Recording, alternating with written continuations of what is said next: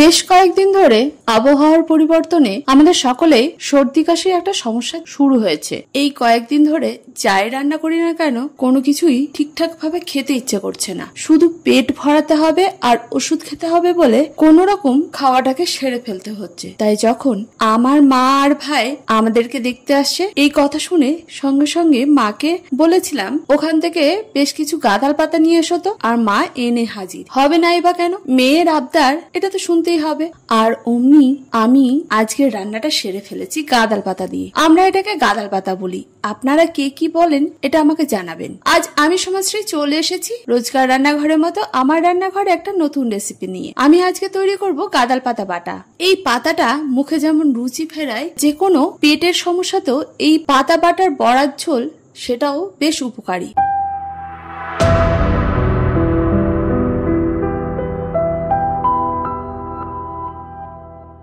আমি রান্নাটার জন্য কি কি উপকরণ লাগছে এটা আগে বলে নিই। এর জন্য নিয়ে নিয়েছি গাঁদাল পাতা। আমি ভালোভাবে জলে বেশ কিছুক্ষণ ভিজিয়ে রেখে বাকিগুলো কুচি করে নিয়েছি। এটা দেখানোর জন্য আমি এই কয়েকটা পাতা গোটা রেখেছি। যারা চেনেন না তারা এটাকে দেখে বুঝতে পারবেন। যদি আপনাদের বাড়ির আশেপাশে হয়ে থাকে তাহলে এই পাতাটা অবশ্যই রান্নার রেসিপিতে কাজে লাগাবেন। এছাড়াও নিয়েছি এই ভর্তাটার জন্য হাফ টেবিল চামচ কালো জিরে, 5 কোয়া রসুন আর 2 ধরনের লঙ্কা। এই লঙ্কাটা নিজের নিজের স্বাদ অনুযায়ী নেবেন। আমাদের বললাম যে মুখের রুচি নেই, তাই লঙ্কার পরিমাণটা একটু বেশি নিয়েছি। এবার চলে যাই মূল রান্নায়। প্রথমে হালকা আছে একটা কড়াইতে আমি শুকনো লঙ্কা আর কালো জিরেটাকে একটু ভেজে নেব। এতে গন্ধটা খুব সুন্দর বের হয়। যখন একটা সুন্দর গন্ধ বের হবে তখন আঁচ বন্ধ করে এটাকে আমি মিক্সি জারে ভরে নিয়েছি। এর মধ্যে দিয়ে দিয়েছি রসুন কোয়া, কাঁচা লঙ্কা আর কেটে রাখা পাতাগুলোকে।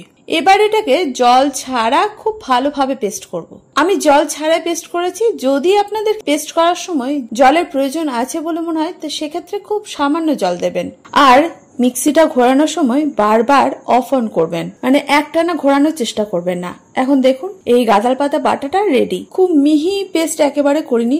এখন আমাদের রান্নাটা প্রায় শেষের পথে, তাই আরো একটা কাজ বাকি আছে। এই সময় আবার আঁচ কমিয়ে একটা কড়াইতে সামান্য তেল গরম হতে দিতে হবে। এক্ষেত্রে সর্ষের তেলই ব্যবহার করতে হবে। আমি প্রায় এখানে 2 থেকে 3 চা চামচ সর্ষের তেল ব্যবহার করেছি। তেল গরম হয়ে গেলে দিয়ে দিয়েছি একটা শুকনো লঙ্কা আর 1/4 চা চামচ কালো জিরে। এবার এই ফোড়নটাকে আমি 30 থেকে 40 সেকেন্ডের মতো ভেজে নিয়েছি হালকা আছে। আর যখন ফোড়ন থেকে একটা সুন্দর গন্ধ বের হবে তখন যোগ করতে হবে বেটে রাখা পাতাটাকে। এখন এই পাতাটাকে খুব ভালোভাবে ভেজে নিতে হবে। এই সময় যোগ করতে হবে স্বাদ অনুযায়ী নুন আর 1/4 চা চামচের থেকে একটু বেশি হলুদ গুঁড়ো। এই নুন আর হলুদ গুঁড়ো দেওয়ার পরে পাতার সঙ্গে মিশিয়ে নিলেই আমাদের ভর্তাটা রেডি। অনেকদিন পর যেন মুখে কিছুটা স্বাদ ফিরিয়ে দিল এই পাতা বাটা।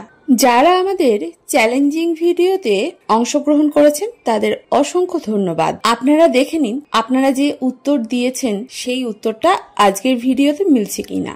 যদি মিলে থাকে তাহলে আপনারা পুরস্কার পাচ্ছেন, যদি না মিলে থাকে মন খারাপ করবেন না। আমরা এই ধরনের চ্যালেঞ্জিং ভিডিও মাঝে মাঝেই দেব। তাহলে নজরে রাখুন আমাদের পেজ অথবা চ্যানেলটাকে। অবশ্যই সাবস্ক্রাইব করবেন আর ফলো করবেন। সঙ্গে থাকুন, দেখতে থাকুন। যারা এই পাতাটা এভাবে বানিয়ে খেয়েছেন তারা বলবেন কেমন হয় খেতে। আর যারা কখনো বানাননি তারা আমার কথা শুনে একবার বানিয়ে দেখবেন। তবে তার আগে দিয়ে দিয়েছি 1 চা চামচ কাঁচা সর্ষের তেল।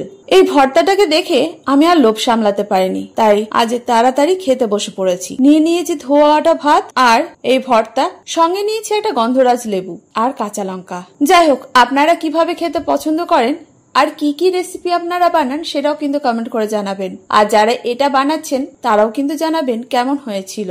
চাইলে আজকেই তৈরি করে ফেলুন। আমিও তো থাকি আপনাদের কমেন্টের অপেক্ষায়। আর আমার রান্না বা রেসিপি কে কোথা থেকে দেখছেন সেটাও কমেন্ট করবেন। সঙ্গে আপনাদের নামটাও শেয়ার করবেন। আমার রান্না বা রেসিপি ভালো লাগলে লাইক শেয়ার করতে ভুলবেন না। যারা প্রথম আজকেই আমার রান্না দেখছেন, ইউটিউব থেকে দেখে থাকলে চ্যানেলটাকে সাবস্ক্রাইব করবেন। ফেসবুক থেকে দেখে থাকলে পেজটাকে ফলো করতে ভুলবেন না। এটাই আপনাদের কাছে ছোট্ট অনুরোধ। আর যারা প্রথম দিন থেকে আমার সঙ্গে আছেন তাদেরকে অসংখ্য ধন্যবাদ। যাই হোক, আজ এই পর্যন্ত। দেখা হচ্ছে পরবর্তী ভিডিওতে। আপনারা ভালো থাকুন, সুস্থ থাকুন। ধন্যবাদ।